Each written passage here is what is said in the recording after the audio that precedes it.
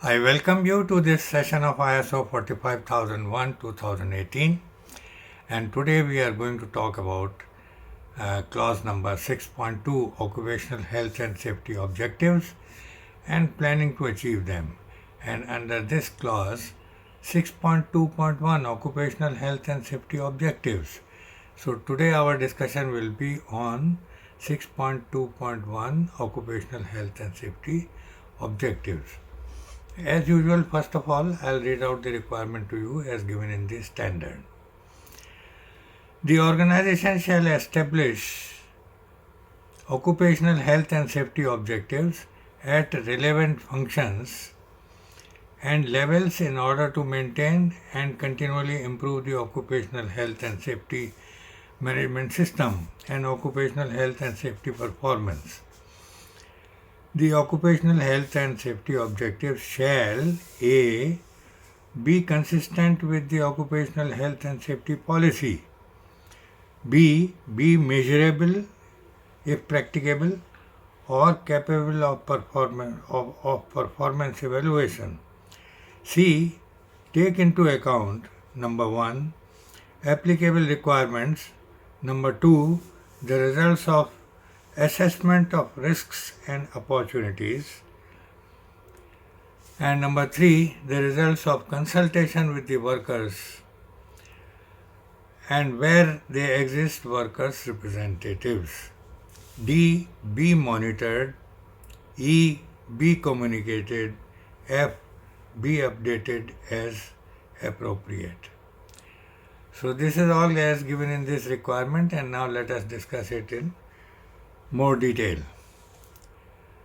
See, the organization has to establish the objectives. Objectives have to, whatever may be our system, it may be a quality system or environment management system or occupational health and safety management system. We are supposed to have objective planning.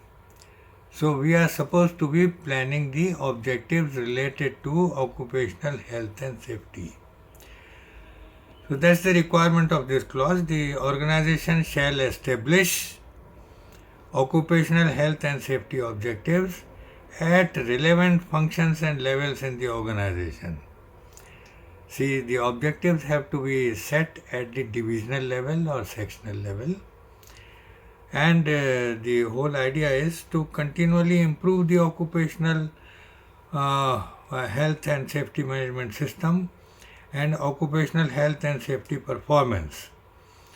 The occupational health and safety objectives shall, there are various points given under this, and A is be consistent with the occupational health and safety policy. See, objectives are ingrained in the policy. So, occupational health and safety policy contains the points on which we are supposed to be having the occupational health and safety objectives. So, be consistent with the occupational health and safety policy. So, whatever is written in the policy, accordingly we have to plan the objectives. B. Be measurable if practicable or capable of performance evaluation. So as far as possible, the objectives have got to be smart, specific, measurable, actionable, realistic and time bound. So these are the attributes which we must look for in the objectives, occupational health and safety objectives. So be measurable, and C. take into account number 1. applicable requirements. Whatever are the applicable requirements, whether they are legal or regulatory requirements or requirements spelled out by the organization or required by the customer.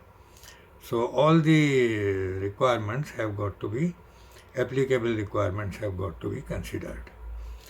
The results of the assessment of risks and opportunities.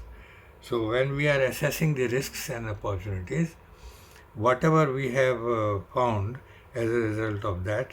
That should be taken into account while planning our objectives. And number 3, the results of consultation with the workers.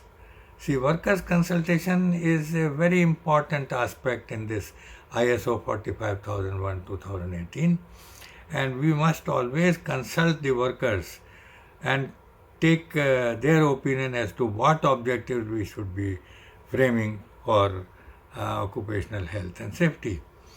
And D is be monitored. So the objectives have got to be monitored.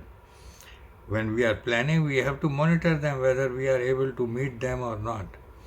And be communicated. The objectives have got to be communicated at relevant levels so that people can work on them and people can contribute towards them. And be updated as appropriate. F is be updated as appropriate. So from time to time, the objectives are supposed to be reviewed, and accordingly, when we are reviewing them, we are updating them. So this is all in this small requirement. I hope you have understood the requirement fully well. But if there is anything which is not clear to you, please give your comment below this video and I will make it clear to you. Thank you very much. And if you like my videos, please give me a thumbs up, give me a like, and also share my videos with your friends and colleagues. And also please do not forget to subscribe to my channel and also press the bell icon so that as and when I load my videos, the video information will reach you without any delay and you will be able to see them quickly. So thank you very much for watching my videos. Okay, bye and see you next Sunday. Bye.